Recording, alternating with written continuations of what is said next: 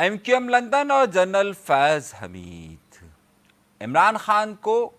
تحریک انصاف کو سانپ کیوں سونگ گیا؟ آگے کیا ہونے والا ہے؟ نئی پیش رفت اور آزادی کا دن۔ اپنے پروگرام کا باقاعدہ آغاز کرتے ہیں اپنے پروردگار کے شکر سے۔ گفتگو کا سلسلہ، گفتگو کا آغاز کہاں سے کروں؟ آج جب ہم یہ پروگرام ریکارڈ کر رہے ہیں تو پاکستان بھر میں جشن آزادی منائی جا رہی ہے۔ جشن آزادی آپ سب کو مبارک ہو۔ لاکھوں قربانیوں کے بعد حاصل ہونے والا یہ ملک جس کے لیے ہمیشہ لوگوں نے دعائیں کی کہ یہ ملک ہمیشہ ترقی کرتا رہے اور ہمیشہ پھلتا پھولتا رہے۔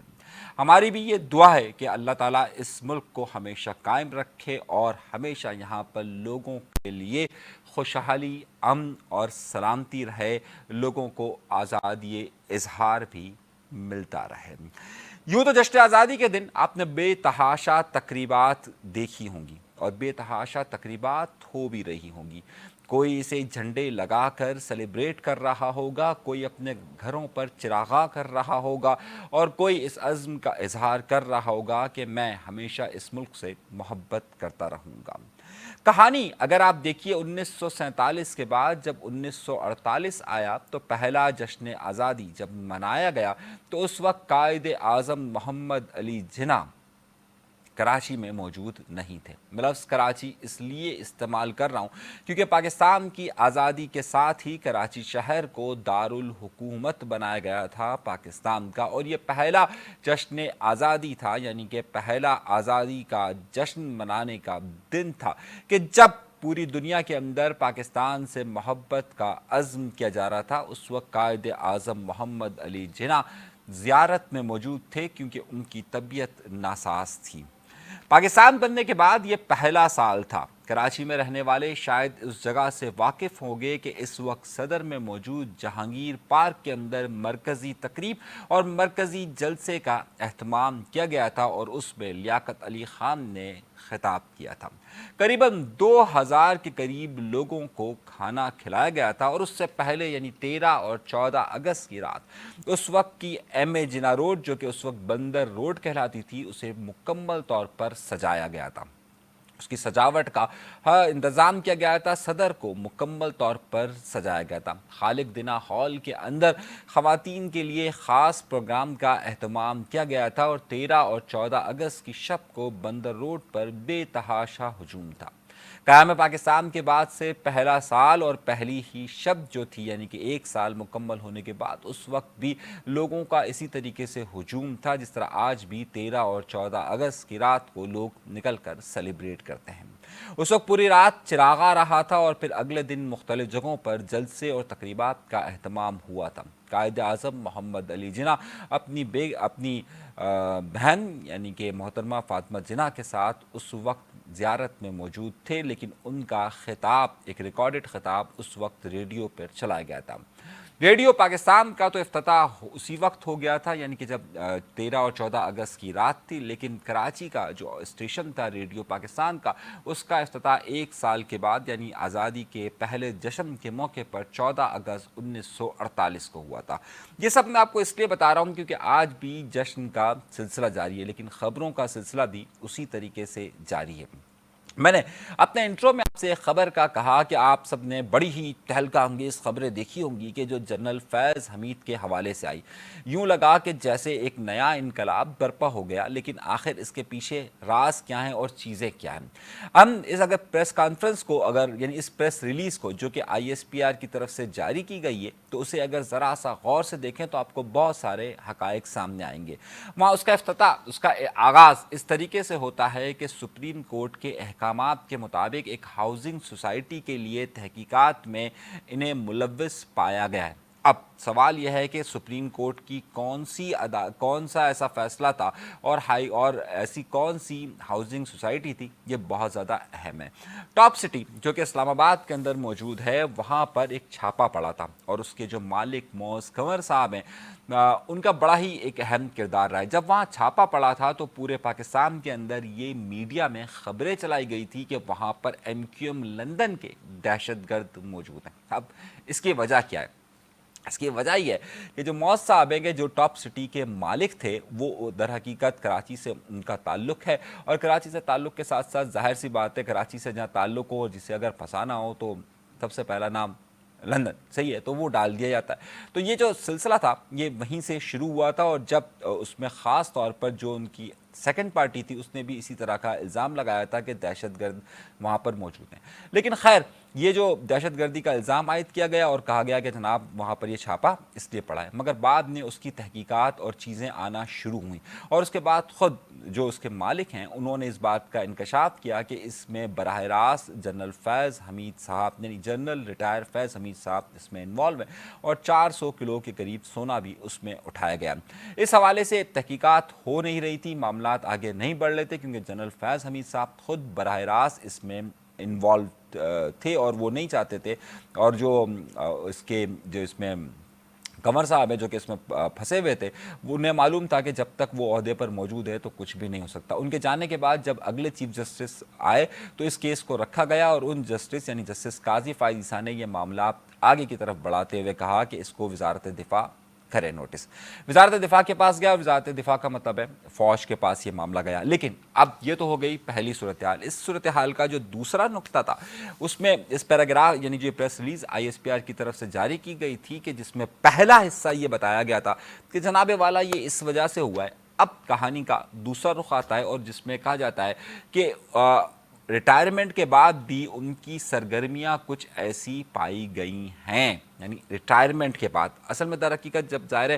آپ ریٹائرڈ نہیں ہوتے تو اس وقت تک جب آپ کسی عہدے پر ہوتے ہیں تو ہوتا یہ ہے کہ وہ تمام کا معاملہ ہوتا ہے، یعنی کہ وہ اس وقت ادارے کا معاملہ ہوتا ہے، لیکن ریٹائرمنٹ کے بعد بھی کچھ معاملات دیکھے گئے۔ اچھا، کچھ لوگوں نے یہ کہا کہ جناب ریٹائرمنٹ کے بعد ان کی سیاسی معاملات میں مداخلت دیکھی گئی۔ میں آپ کو ایک بات بتاؤں کہ مداخلت تو اس وقت ہوتی ہے کہ جب آپ عہدے پر ہوں، یہ بات کئی صحافیوں نے بھی کہی ہے۔ مداخلت کے بعد جب آپ کا عہدہ چلا جاتا ہے تو اس کے بعد پھر آپ مداخلت نہیں کرتے، پھر آپ سازش کرتے ہیں کنسپائریسی کہ اس کو ایسے کر دو، اس کو ایسے کر دو، اس کو ایسے کر دو، اس کو یوں کر دو۔ اب اس میں بہت ساری باتیں سامنے آ رہی ہیں اور اس میں بہت سارے لوگ بہت سارے دعوے کر رہے ہیں۔ ایک صحافی نے یہ فرمایا ہے کہ اس وقت یہ جو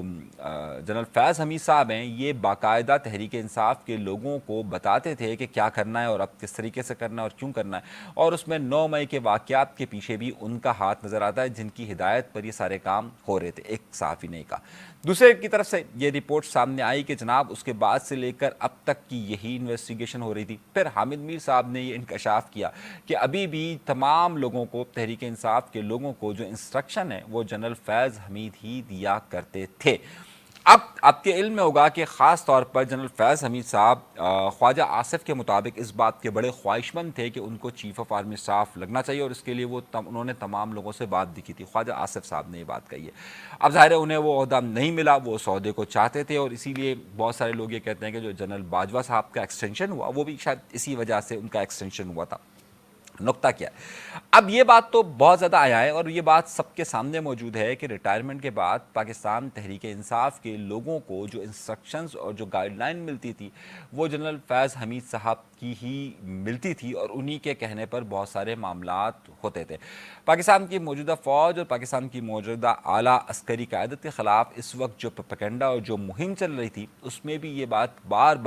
بار کہی جا رہی تھی کہ اس کے پیچھے در حقیقت کہیں نہ کہیں جنرل فیض حمید صاحب کا ذکر موجود ہے۔ اب سوال یہ ہے کہ جب یہ سارے معاملات ہو رہے تھے اور اب سے کچھ دن پہلے یعنی کہ تقریباً 1 ہفتے پہلے جنرل فیض حمید صاحب نے پاکستان کے کئی صحافیوں سے بذات خود رابطہ کیا تھا۔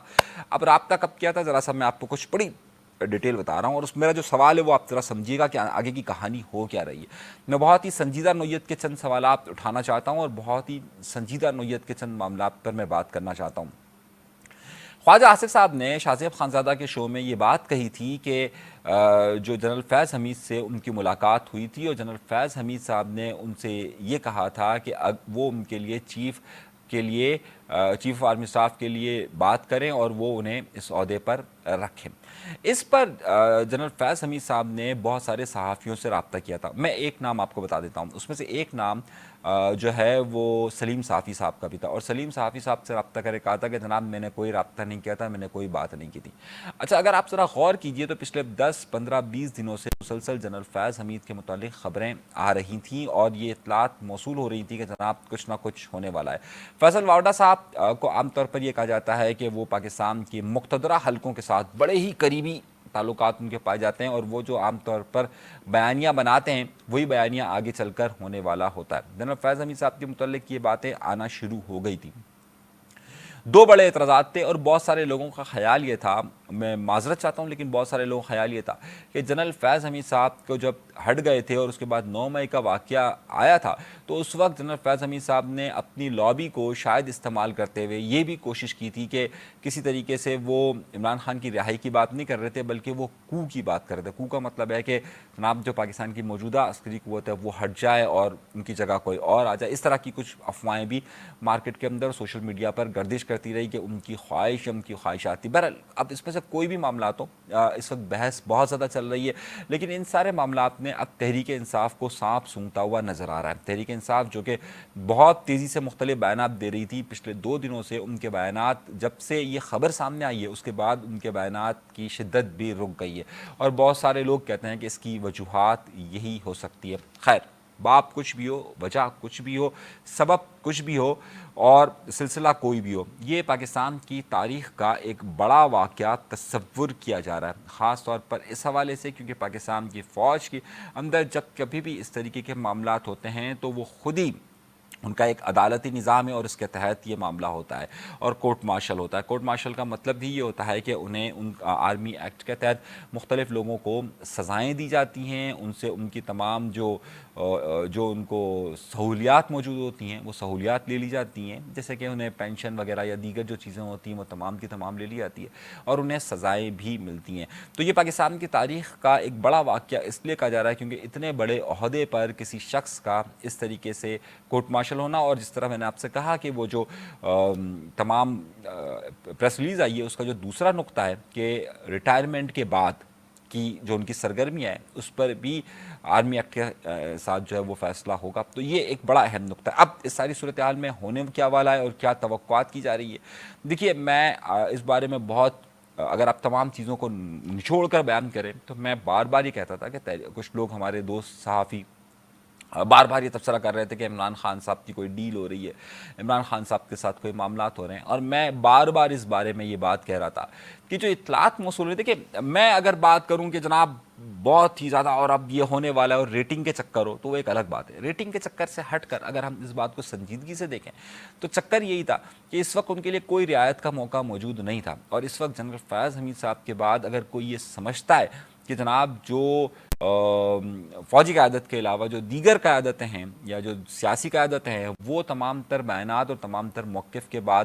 ان کے لیے کوئی راستہ آسان ہو رہا ہے، تو میرا نہیں خیال کہ کوئی راستہ آسان ہو رہا ہے۔ یہ جو شواہد ملے ہیں، میں بھی ذاتی طور پر بہت سارے واقعات کو جانتا ہوں، کچھ اطلاعات مجھے بھی موصول ہو رہی تھی کہ جناب ان کے کچھ روابط ہوں گے، کچھ بات چیتیں چل رہی تھی، کچھ کہیں پر کوئی ذکر چل رہا تھا، تو یہ تمام لوگ اس کی گرفت میں آئیں گے۔ اب نیکسٹ کیا ہونے والا ہے، اگلا سوال ہمارا یہ بنتا ہے۔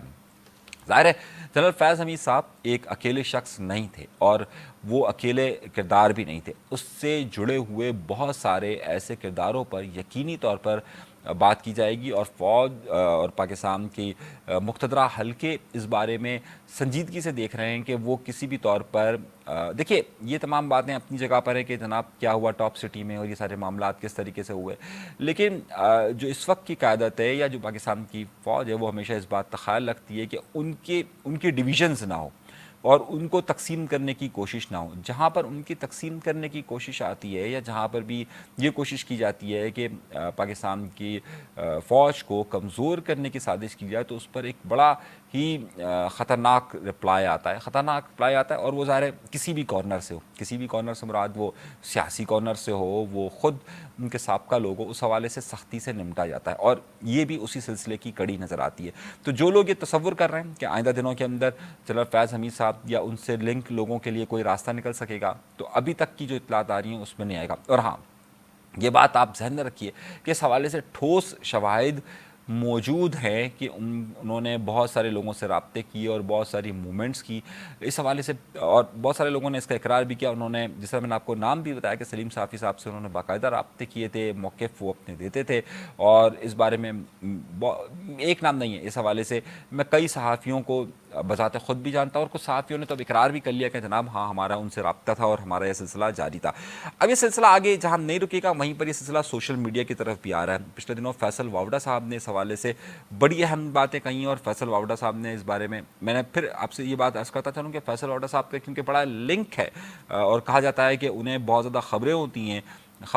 یا وہ بہت ساری چیزوں میں ساتھ ساتھ ہوتے ہیں. تو ظاہر خبریں اگر ان کے پاس ہوتی ہیں تو وہ جو خبر دیتے ہیں کہ ابھی انہوں نے یہ خبر دی ہے کہ سوشل میڈیا پر اس حوالے سے کچھ سخت کارروائیاں ہوں گی، تو یقینی طور پر سوشل میڈیا میں بہت سارے لوگوں پر اس پر کارروائیوں کہہ رہے ہیں وہ. اس کے علاوہ کچھ ٹاپ اینکرز کا انہوں نے ذکر کیا ہے کہ ان کے خلاف بھی کارروائی ہو سکتی ہے، تو آئندہ دنوں میں یہ بھی دیکھا جاتا ہے. تو صورتحال بدستور اس وقت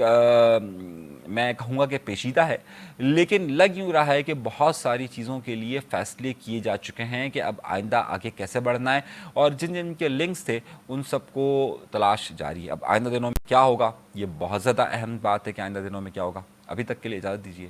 اللہ نے کے بعد.